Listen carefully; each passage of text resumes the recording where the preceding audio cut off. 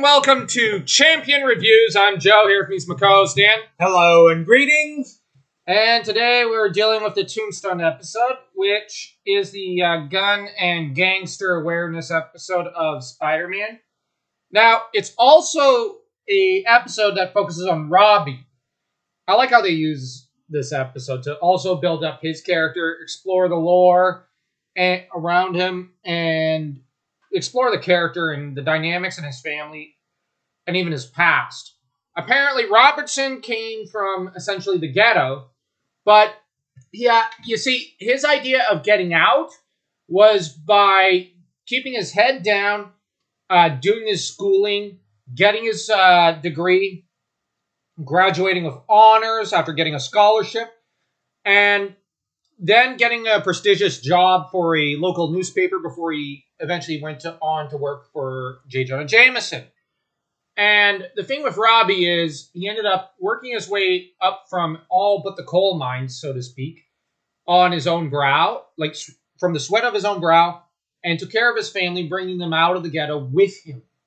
Which it's really a very inspiring story. Now, he ended up, how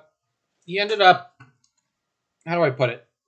Now, along the way, he ended up kind of losing touch with his son, who is really, really dumb.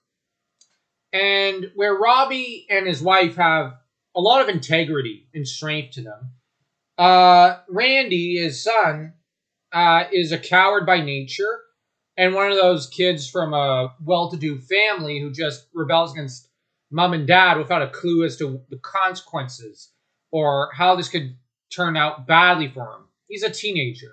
Mm-hmm. Naturally, that makes him stupid. But the thing is, there are some smart teenagers out there in this world.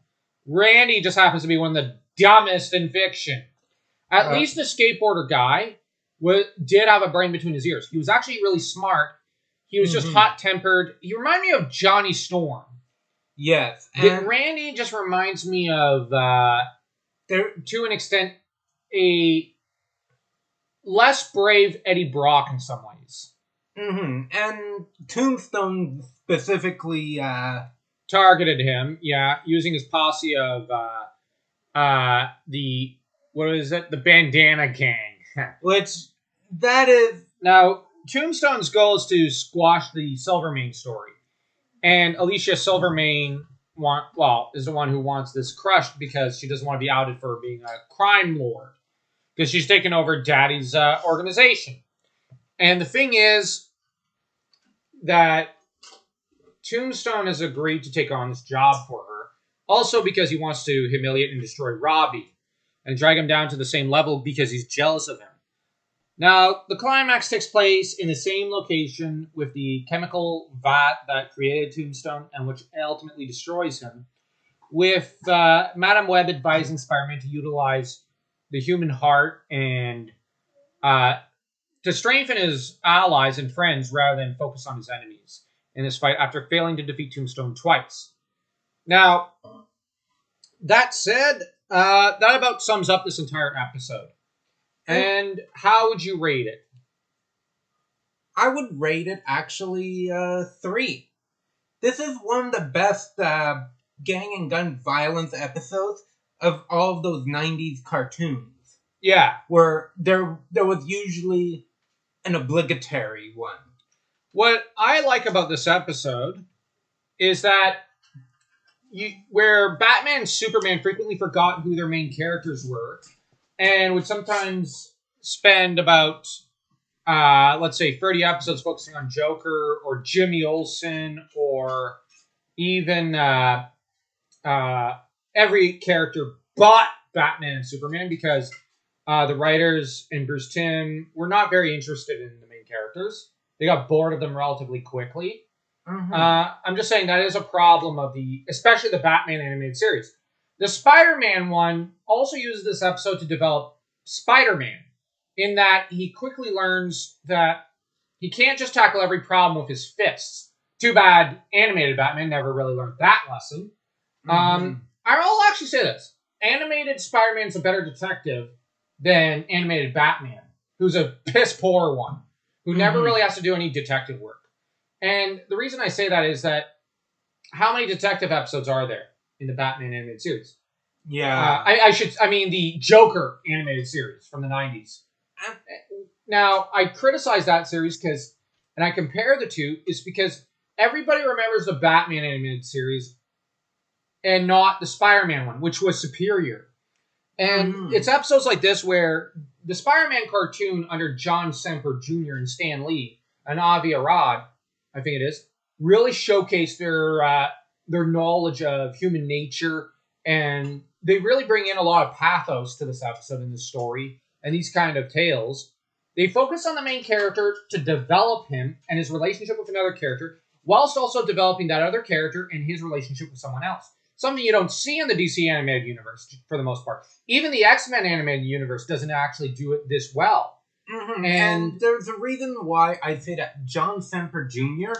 is one of very few animated writers that could match that of Dwayne McDuffie. I would actually say he's superior to him. He's better. Yeah, I agree. There's very few people that can match up to Dwayne McDuffie, Paul Dini, and Alan Burnett. But John Semper Jr. blows him out of the water. Yes, to incorporate a gun and gang violence awareness episode into an overarching scheme for... and it actually feels like it's been part of an overarching plot point and story, because Tombstone goes back to the previous season, I think. And there were almost hints of what was going on in his backstory, and they've been building up to this with him. So, yeah, and it develops Robbie, it develops his son. I'll give this one a 2.3. It was a really solid episode. Now, to any other animated series, this is a 4. But for this series, it's a 2.3 in my opinion. Yeah. Because there are far better episodes for Spider-Man. That being said, a really good episode. It's above average for a reason. And I can't think of too many reasons to complain about it. And I'm not going to. Robbie's on point. Spider-Man's on point. Madam Web. The only thing is, I would have liked to have seen a bit of J. Jonah Jameson. Aunt May, of course, brings down the episode a little. It's in her nature to do so. And Randy is a little irritating. But I did like seeing Mrs. Robertson. She's always nice. She's always a gem. And I'm glad that Randy learned his lesson and grew up. Yeah. Oh, and to quote one of my friends, regarding Mrs. Robertson, damn, bro! I'm kidding. Sorry. One of my best mates always does that. But the joke is, he's not actually into these chicks in these cartoons, but he just does it just to be silly. Yeah, he's so much fun. Like, comment, subscribe, share the notification bell. Oh, hit the notification bell. Share the video, because we're trying to get to 1,000 subs. And once we do, we'll publish the first chapter of a dark fantasy horror novel. And you know what? We'll throw in at 100 subs a short story I've been working on. I'll publish that first short story to an anthology I've been working on. And yeah, so share and subscribe if you haven't already. And remember, damn, bro!